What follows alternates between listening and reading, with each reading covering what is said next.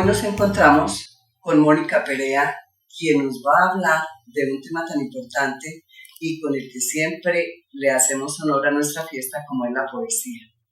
Ella nos va a dar como unos tips para adentrarnos en ese género tan complejo y tan esquivo como es la poesía.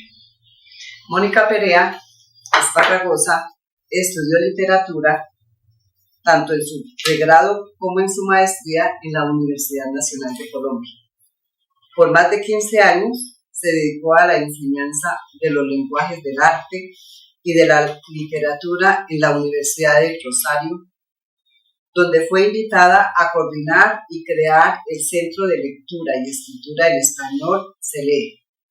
Ha trabajado como catedrática y conferenciante para otras universidades de Colombia. Se desempeñó también como consultora de su firma en comunicación Renace y ahora se dedica a trabajar en Ananda Tienda Taller, un proyecto cultural familiar que nació en Villa del Ley. También incursionó como podcaster en su programa El Cajón de las Palabras, con una nueva forma de acercarse al público general para dar cuenta del valor de las palabras en la construcción de la propia realidad. Ha sido asesora literaria de la Fiesta de la Poesía y sus estudios le han permitido adentrarse en este género. Entonces, con nosotros, Mónica, gracias por estar acá. Gracias, Mabel, a ti por esta invitación que me hiciste desde hace 13 años a acompañarnos en toda esta tarea quijotesca que ustedes han hecho de llevarle a la gente o acercar a la gente a lo que es la poesía. Y gracias de corazón por eso que has hecho, y bueno, yo espero que lo que les traigo hoy dé un poco de luces hacia cómo se puede uno aproximar a comprender en qué consiste la poesía. La función poética, un hilo hacia lo inefable. ¿Qué palabras usarías para despedir la vida ante el umbral de la muerte? Enfermo en el camino, por campos marchitos, vagan mis sueños. Matsuo Basho. La tradición budista Zen, en algunas de sus escuelas, enseña a sus monjes a prepararse para que ante el momento de la despedida final compongan un poema breve, un haiku, 17 sílabas para nosotros, organizadas en 5, 7, 5 versos, unos pocos y precisos ideogramas para ellos. Esa brevísima composición que dura años de práctica, pensándose, resume lo que para ese monje constituyó el hecho de la vida en sí misma. ¿Qué género de escritura usarías tú? ¿Qué imagen querrías inmortalizar? ¿Qué reflexión heredarías? ¿Qué sentimiento primaría? Al parecer, la inclinación natural del lenguaje, cuando se trata de hablar de nuestra más íntima percepción y el más hondo pensamiento, tiende hacia lo que advertimos como una composición poética. ¿Por qué? Herta Müller, en su libro En la trampa, colección de 3 ensayos, los cuales podrían considerarse como su poética, expone, entre otras, cómo el uso de la inteligencia terminó desviándose hacia lo que podríamos entender primero como vanidad, cuando solo prima la acumulación de conocimiento o datos, en ocasiones solo de orden histórico y con una función de competencia o separación de los que no lo tienen, antes que usar aquellos como parte formativa de la sensibilidad para atender a lo fundamental, la experiencia de estar vivos. Es decir, la Premio Nobel fue una defensora de la escritura personal, invitaba a examinar nuestro tono más visceral. Según la autora, cuando la sensibilidad se coarta, se critica, se racionaliza, conclusión a la que muchas veces se adscriben los que hacen parte del mundo de la inteligencia o el intelectualismo, termina por convertirse en una capacidad para manipular a través del ardid de la mente y del lenguaje olvidando las sutilezas que le pertenecen al arte. La delicadeza y lo sublime que principalmente vive allí. Así, para ella, poeta es quien se ha arriesgado a través de sus palabras a saber morir, a saber decir lo que nadie más quiere ver o señalar, así incomode al establecimiento, más allá de la situación que desafíe al poeta o incluso a causa de esto. Es decir, vemos cómo la cercanía de la muerte lleva de nuevo a hablar de la poesía como una compañera indiscutible en tiempos contundentes. En su primer ensayo destaca, por ejemplo, un poema de la casi desconocida poeta alemana Inga Müller. Los he visto, hombres, sin Dios, a su suerte y en silencio. Yo ya no existiré. Será mucho, si se acuerdan, aunque no será literatura. Wisława Szymborska, por su parte, en su discurso al recibir el Premio Nobel de Literatura por su poesía, cuenta cómo no se pudo quitar esta suerte de padecimiento que es el hacer versos, esta casi vergüenza de ser poeta, que no era para ella tanto una elección como una necesidad de explicar la vida a través de este lenguaje particular y de la gran inquietud que queda detrás de quien escribe. Cito: también el poeta, si es un verdadero poeta, tiene que repetirse perpetuamente no sé. Con cada verso intenta responder, pero en el momento en el que pone el punto final, le asaltan las dudas y empieza a advertir que su respuesta es temporal y en ningún caso satisfactoria. Aún una galardonada con el premio más importante de la literatura, nos explica que este uso del lenguaje no tiene que ver con un artificio que se ejerce sobre el mismo, ni tampoco con una postura esnovista que termine haciendo parecer inteligente a quien lo use, puesto que el poeta, como nos señala, es el primero que entiende que no sabe y trata de forzar el lenguaje hacia las orillas de lo comprensible para atisbar lo inefable. Por eso, cuando lo logra, la poesía devela parte del milagro. Es pensamiento puro. Las categorías gramaticales que se ordenan durante los primeros 7 años de vida en la poesía parecerían por momentos perderse, para encontrar en ese revoltijo del lenguaje la expresión adecuada que abrace el susurro de aquello que se alcanzó a otear, se pudo articular, pero que no cabe en la prosa. Del mismo modo, cuando hablamos de la fuerza estética o la belleza del lenguaje, no se trata de adornos o florituras que ablanden sus formas y nos resulten a simple vista lindas, sino que incluso pueden hacernos dar la vuelta y desde su poder antiestético dejarnos notar un matiz del horror, de la tristeza, de la enfermedad o de la alegría y el amor, que sin esa manera única e irrepetible de resemantizar al lenguaje no se lograría. Así que escribir poesía tampoco se ha tratado de infantilizar al lenguaje. Es todo lo opuesto, la suma del dominio de éste, cuando se quiere atrapar a la poesía dentro de las letras. Es un perno para que los dos mundos, el visible y el invisible, encajen en la bisagra del entendimiento. Por eso, la poesía no tiene que entenderse, primero debe sentirse, y cuando ella hace entrada, destaca, no se finge, se erige, aparece, aletea, blande sus tentáculos y retrocede. María Zambrano, en su ensayo sobre por qué escribir, a sus jóvenes 29 años, nos da una lección que sigue vigente sobre el papel de la escritura en cuanto a la defensa de la soledad como el momento para entrar en sí mismo y procurar entender la raíz de la existencia. En el caso de la filósofa, esta reflexión podría invitarnos a ver la escritura poética como una palanca que empuja hacia el interior, deletreando aquello que no comprendemos, procurando nombrar todo lo que nos asombra. Eso que tratamos de pensar con el corazón y de sentir con el cerebro, porque aunque nos empeñemos, estar vivos no se explica solo con la lógica, hay que aceptar lo desconocido, el vacío de la no forma de la que procedemos.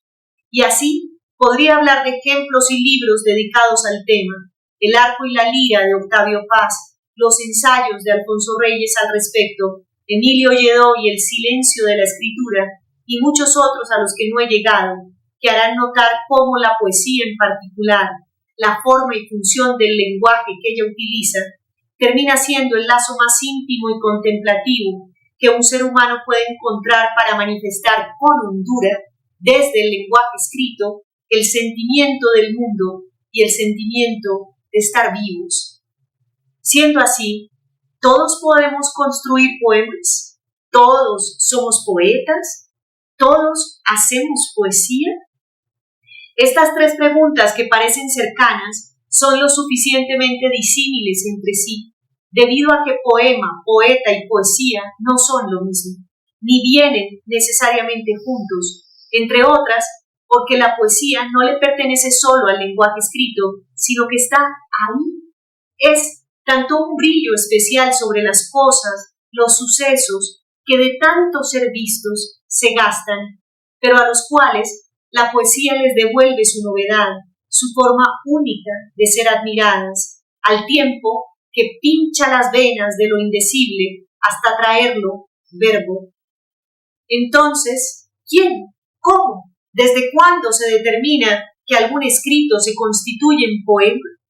Podríamos hablar en forma expositiva de las funciones que adquiere el lenguaje para poder comunicarnos, funciones que Roman Jakobson organizó para que nos sirviéramos más fáciles de ellas, tanto al leer, reconociéndolas, como al escribir, componiéndolas, y desde ese momento, siglo XX, se han complementado y resultan en un apoyo para comprender algo que en sí mismo es mágico, la naturaleza del lenguaje, su capacidad de revelar, tanto como de ocultar. Y aquí haría un salto, si me lo permiten, hacia la noción de signo lingüístico de Saussure, ese entramado que cumplen las palabras por el significado que cobran y el significante o imagen primera mental y acústica que nos hacemos para asociar a través de ella algo que observamos y luego nombramos. Ambos, significado y significante, se tornarán inseparables. En otras palabras, el lenguaje nos permitió la conexión entre nosotros, pero al tiempo nos separó de todo lo que no se adhiere a las letras, solo se asoma. Porque la imagen y su concepto, en ocasiones, pueden resultar hasta arbitrarias. Naranja no tendría que ser la única palabra que nombre a un orbe jugoso, que sin lugar a duda no termina de ser descrito en ningún vocablo, como tampoco la experiencia de comerla termina con la apropiación de la fruta. Una y otra se complementan, pero no suplen al ser mismo del eso cercado en la palabra naranja. Así que con estas herramientas, las palabras, solo atraemos hacia el campo de lo comprensible o de lo sensible el contacto con ella.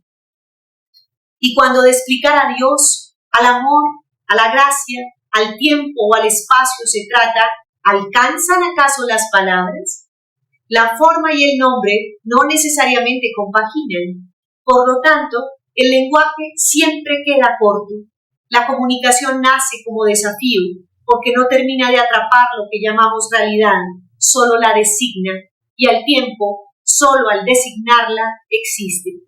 La experiencia de estar vivos, antes que ejercicio intelectual y lógico, invita hacia una capacidad de percepción sensorial, intuitiva, hermana del misterio, que nos permite por momentos sentir cómo la vida insufla dentro, a modo de un soplo que nos hincha. Un suspiro nace y exhalamos, lento y profundo. Aunque use palabras de todos los días para describirlo, lo que se siente, lo que hay en ese hacer, lo que despierta al interior, no pertenece al lenguaje, es anterior a él. Y me atrevo a decir que justo eso, justo allí, es donde la poesía anida. Sería tarea, si así lo fuera, del poeta, traducir el aleteo intemporal de una conciencia que ve el instante, zumbó lo divino y en una red de lenguaje alcanzó a atraparlo, ¿o eso cree?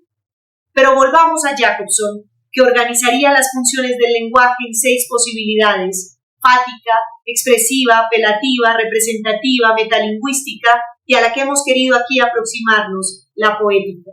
Dicho de otro modo y en otro orden, lo que hizo Jacobson fue destacar cómo la lengua se usa en ocasiones para referir algo que vemos, para señalar nuestras emociones frente a eso que vemos, para explicar al lenguaje mismo, para interpelar a otro, para regular la interacción social y para recrear y exaltar la belleza de la vida a través de la fuerza estética del lenguaje. Por supuesto, reduzco aquí una teoría de la comunicación mucho más completa y compleja, pero de la cual nos servimos para entender en parte si nuestros impulsos del alma nos han llevado a realizar poemas desde esa función poética. Veamos cómo esto no quiere decir solo escribir palabras que nos resulten al oído atractivas o usar diminutivos o crear rimas falsas. Se trata de elevar al lenguaje a su categoría prístina de conexión con lo sagrado. Esto nada tiene que ver con un aspecto religioso, sería más bien místico, mágico, contemplativo. No es casual, por lo mismo, que desde la noche de los tiempos, lo que ahora llamamos poeta, se relacionara con la figura de la era, muchas veces ciego para poder conectar con lo invisible y desde allí traer palabras que no solo resultaban hermosas en su combinación, sino mayoritariamente reveladoras de un universo inexplicable. Aeda, bardo o rapsoda, muchas veces fue visto como profeta porque se empeñaba en desentrañar, en revelar.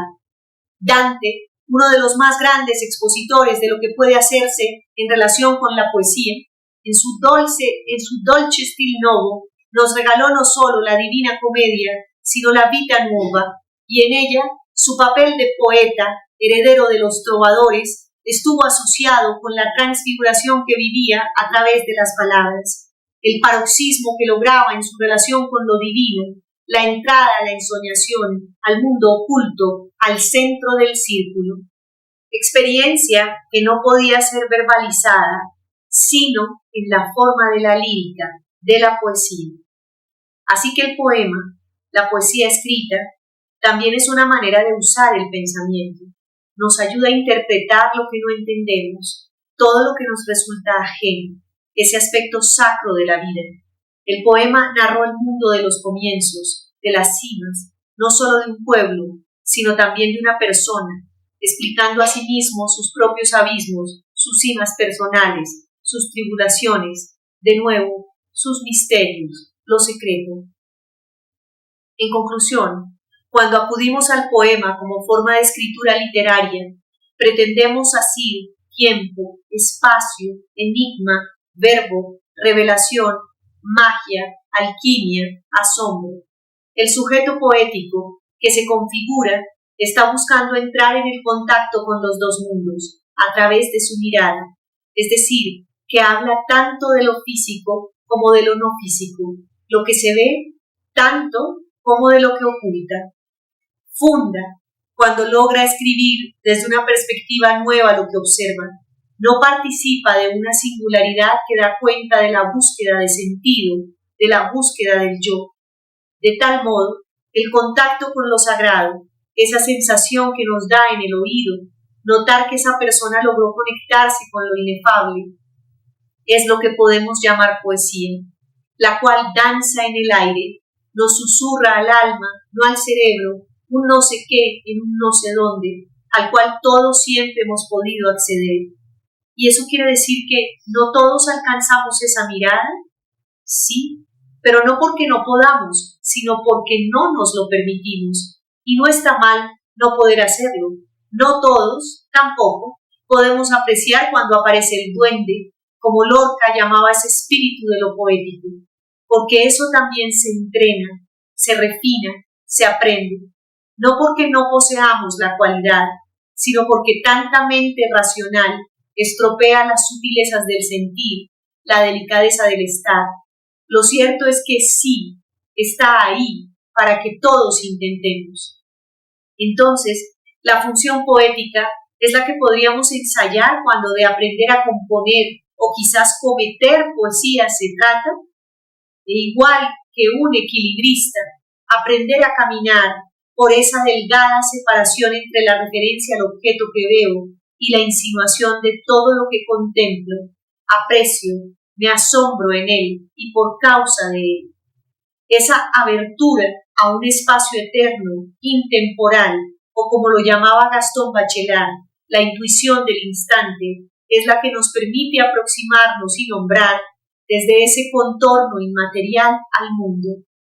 Tal vez ahora podamos comprender un poco mejor a los monjes zen que dedican una vida de contemplación y completa devoción para que en la hora final alarguen la mano para destilar su esencia en unos pocos versos, única composición que podría bastar para alcanzar la iluminación, el satori japonés, el nirvana, el samadhi, la ascensión del mundo terreno al umbral de lo eterno.